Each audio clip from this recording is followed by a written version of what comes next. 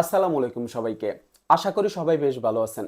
2026 বিশ্বকাপকে সামনে রেখে ইতিমধ্যে অনেক টিমই তাদের বিশ্বকাপের চূড়ান্ত স্কোয়াড ঘোষণা করে ফেলছে। France, Belgium, Haiti, Ivory Coast, Japan আরও বেশ কয়েকটা টিম তাদের বিশ্বকাপের চূড়ান্ত স্কোয়াড ইতিমধ্যে ঘোষণা করে ফেলছে। এখন আর্জেন্টিনা কবে নাগাদ তাদের বিশ্বকাপের চূড়ান্ত স্কোয়াড ঘোষণা করবে? আমাদেরকে আরও কয়েকটা দিন অপেক্ষা করতে হবে। হয়তোবা আমরা আগামী 3-4 দিনের ভিতরেই আর্জেন্টিনার বিশ্বকাপের চূড়ান্ত স্কোয়াডটা পেয়ে যাব। স্ক্যালোনির একটা স্বভাব হচ্ছে সে শেষ মুহূর্তে গিয়ে তার স্কোয়াড ঘোষণা করে। আমরা এর আগেও এটাই দেখছি। এখন বিশ্বকাপের জন্য ইতিমধ্যে স্ক্যালোনি 55 জনের একটা প্রাথমিক স্কোয়াড ঘোষণা করছে, যেখানে অনেক ইয়ং প্লেয়ার যেমন আছে তেমনি অনেক অভিজ্ঞ প্লেয়ারও আছে। এখন এই 55 জনের স্কোয়াড থেকে শেষ পর্যন্ত 26 জনের চূড়ান্ত একটা স্কোয়াড করা হবে। এই 26 জনের চূড়ান্ত স্কোয়াডে আসলে কারা থাকতে পারে, কারা আর্জেন্টিনার বিশ্বকাপের স্কোয়াডে থাকাটা ডিজার্ভ করে? আমি আমার পার্সপেক্টিভ থেকে আমি হচ্ছে 26 জনের একটা স্কোয়াড রেডি করছি। যে স্কোয়াডটা রেডি করতে আসলে আমাকে অনেক কঠিন বাস্তবতার মধ্য দিয়ে যাইতে হয়েছে। এমন অনেক প্লেয়ারকে আমাকে স্কোয়াডের বাইরে রাখতে হয়েছে যারা আসলে স্কোয়াডে থাকাটা ডিজার্ভ করে। এরকম অনেক ইয়াং প্লেয়ার আছে যারা এই সিজনে ক্লাবের হয়ে দুর্দান্ত পারফর্ম করছে, ধারাবাহিকভাবে ফর্মে ছিল, কিন্তু স্কোয়াডের জায়গা সীমিত হওয়ার কারণে হচ্ছে আমি তাদেরকে বিশ্বকাপের স্কোয়াডের বাইরে রাখতে হয়েছে। এখন এই যে 26 জনের স্কোয়াডটা রেডি করতে গিয়ে আমি স্ক্যালোনির এর আগে যে টুর্নামেন্টগুলো ছিল, 2019 Copa America, 2021 Copa America, 2022 Finalissima, 2022 বিশ্বকাপ, 2024 কোপা আমেরিকা, এই 5টা টুর্নামেন্টে আসলে স্ক্যালোনির স্কোয়াড কেমন হয় আমি এটা নিয়ে একটু বিশ্লেষণ করছি। এটা নিয়ে একটু বিশ্লেষণ করতে গিয়ে আমি হচ্ছে যেটা দেখলাম যে স্ক্যালোনি আসলে কয়জন মিডফিল্ডার রাখে, কয়জন ডিফেন্ডার রাখে, কয়জন অ্যাটাকার রাখে, বা হচ্ছে কয়জন গোলকিপার রাখে। আমার মূলত বিশ্লেষণ করার পিছনে এটাই ছিল উদ্দেশ্য, যে আমার 26 জনের স্কোয়াডে আমি কয়জন মিডফিল্ডার, কয়জন অ্যাটাকার, কয়জন ডিফেন্ডার রাখবো। এখন স্ক্যালোনি হচ্ছে 2019 কোপা আমেরিকা 23 জনের স্কোয়াড ছিল 2019 কোপা আমেরিকায়। তো ওই স্কোয়াড হচ্ছে স্ক্যালোনি 3জন গোলকিপার রাখছে, এরপর হচ্ছে 7জন ডিফেন্ডার রাখছে, এরপর হচ্ছে 8জন মিডফিল্ডার রাখছে, আর 5জন আক্রমণ ভাগের প্লেয়ার রাখছে। এই হচ্ছে 2019 কোপা আমেরিকায়। এরপর হচ্ছে 2021 কোপা আমেরিকায় স্ক্যালোনি হচ্ছে 3জন গোলকিপার রাখছে, এরপরে হচ্ছে 8জন ডিফেন্ডার রাখছে, এরপরে 7জন আপনার মিডফিল্ডার রাখছে, এরপরে হচ্ছে 8জন আক্রমণ ভাগের প্লেয়ার রাখছে।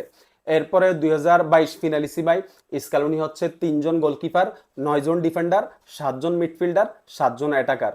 2022 বিশ্বকাপে 3জন গোলকিপার, 9জন হচ্ছে আপনার ডিফেন্ডার, এরপর হচ্ছে 7জন মিডফিল্ডার, 7জন অ্যাটাকার।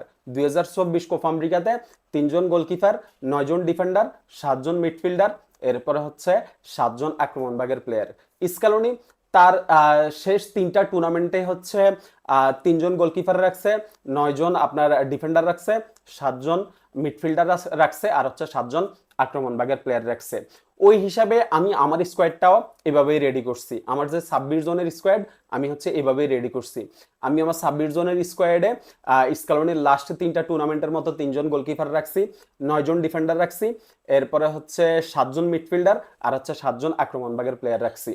এখন আমার স্কোয়াডে 3জন গোলকিপারের মধ্যে এমিলিয়ানো মার্টিনেজ আছে, এরপর হচ্ছে হুয়ান মোসো আছে, এরপর হচ্ছে জিরোনামা রুল্লি আছে। তবে হুয়ান মোসো এবং জিরোনামা রুল্লির সাথে কিন্তু একটা কম্পিটিশন হবে আর রিভার প্লেটের গোলকিপার সান্তিয়াগো বেলট্রানের সাথে। এই গোলকিপার হচ্ছে শেষ 12টা ম্যাচের মধ্যে 10টা ম্যাচে সে ক্লিন শিট রাখছে। শেষ পর্যন্ত যদি হুয়ান মোসো বা জিরোনামা রুল্লি দুইজন থেকে একজন বাদ পড়ে যদি সান্তিয়াগো বেলটন স্কোয়াডে জায়গা পাই, তাহলে আসলে অবাক হওয়ার মতো কিছু থাকবে না। এরপরে 9জন ডিফেন্ডারের মধ্যে আমি হচ্ছে 2জন রাইট ব্যাক রাখছি, যেখানে আমি নাহুয়েল মলিনার ব্যাকআপ হিসাবে রাখছি হচ্ছে আমি গঞ্জালো মন্টিয়েলকে। নাহুয়েল মলিনা এবং গঞ্জালো মন্টিয়েল হচ্ছে আমার স্কোয়াডের রাইট ব্যাক। এরপর হচ্ছে লেফট ব্যাকে আমি নিকোলাস ট্যাগলিফিকোকে রাখছি, নিকোলাস ট্যাগলিফিকোর ব্যাকআপ হিসাবে আমি মার্কোস একুনাকে রাখছি। এখন মার্কোস একুনা এবং মন্টিয়েলকে নিয়ে আসলে অনেক কথা হইতে পারে, অনেক আলোচনা সমালোচনা হইতে পারে, কিন্তু স্কোয়াডে যেহেতু আর কোনো অভিজ্ঞ আসলে ফুলব্যাক নেই, সে কারণে আমি হচ্ছে এই দুইজনকেই রাখছি। স্কোয়াডে আর যারা আছে তাদের হচ্ছে আর্জেন্টিনার জার্সিতে আসলে বেশি ম্যাচ খেলার অভিজ্ঞতা নেই। আর মন্টিয়েল এবং মার্কোস একুনা হচ্ছে আর্জেন্টিনার লাস্ট কয়েকটা টুর্নামেন্টে আপনার হচ্ছে ধারাবাহিকভাবে স্কোয়াডে ছিল এবং তারা হচ্ছে পারফর্ম করছে। এই বিবেচনায় অভিজ্ঞতার চিন্তা করে আমি হচ্ছে এই দুইজনকে আমার হচ্ছে স্কোয়াডে আমি রাখছি। এরপরে হচ্ছে 5 জন সেন্টার ব্যাকে আমি রাখছি Nicolas Otamendi, Lisandro Martinez, Cristian Romero, এই 3 জন। এরপর হচ্ছে মার্কো সেন্সি, আরেকজন হচ্ছে লিওনার্দো বালের্দি। যদিও আসলে আমি চাইছিলাম জাহিদ আবনার রোমেরোকে রাখার জন্য, তবে বালের্দিকে আমি স্কোয়াডে রাখার পিছনে সবচেয়ে বড় কারণ হচ্ছে বালের্দি দীর্ঘদিন থেকে এই স্কোয়াডের সাথে ছিল এবং তার অভিজ্ঞতা, এই অভিজ্ঞতার কারণে হচ্ছে আমি তাকে স্কোয়াডে রাখছি। আর 7 জন মিডফিল্ডারের মধ্যে আমি হচ্ছে Leandro Fernandez, Rodrigo De Paul, MacAllister, Enzo Fernandez, এই 4 জন তো হচ্ছে আমাদের মেইন মিডফিল্ডার হিসেবে থাকবে। এরপরে হচ্ছে বাকি 3 জন এজুকেল ফেলাসিওস, লো সেলসো, এরপরে হচ্ছে ভ্যালেন্টিন বার্কো, বা এই হচ্ছে 7 জন। এখানে লোসেলসোকে রাখার লোসেলসোর সাথে আমি যে 2 জন মিডফিল্ডারকে কম্পেয়ার করছি তাদের মধ্যে একজন হচ্ছে ম্যাক্সিমো ফেরন, আরেকজন হচ্ছে আপনার বুয়েন্দিয়া। দুইজনেই বর্তমানে দুর্দান্ত ফর্মে আছে, যদিও লোসেলসো দীর্ঘদিন ইনজুরিতে ছিল, এখনো তার সেরা ফর্মে ফিরতে পারে নাই। তবে ওই যে অভিজ্ঞতার দিক থেকে আমি হচ্ছে লোসেলসোকে আপনার হচ্ছে বিশ্বকাপের স্কোয়াডে রাখছি।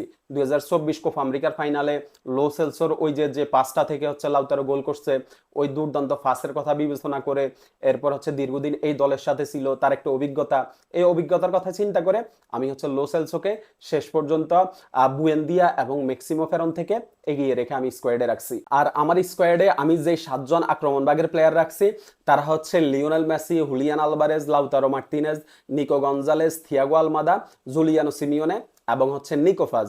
এই হচ্ছে আমার 26 জনের চূড়ান্ত স্কোয়াড। এখন এই স্কোয়াডে আসলে এই 26 জনের স্কোয়াড করতে গিয়ে আগেই বলছি যে অনেক ইয়াং প্লেয়ারকে আমার স্কোয়াডের বাইরে রাখতে হয়েছে, যারা আসলে এই বিশ্বকাপের স্কোয়াডে থাকাটা ডিজার্ভ করে, কিন্তু স্কোয়াডে আপনার হচ্ছে জায়গা সীমিত হওয়ার কারণে আমার হচ্ছে তাদেরকে স্কোয়াডের বাইরে রাখতে হয়েছে। এখন আমার এই 26 জনের চূড়ান্ত স্কোয়াডটা কেমন হয়েছে সেটা আপনি কমেন্টে জানাইতে পারেন, এবং আপনার 26 জনের চূড়ান্ত স্কোয়াডটা আসলে কেমন হবে সেটা আপনি কমেন্টে জানাতে পারেন। ধন্যবাদ সবাইকে।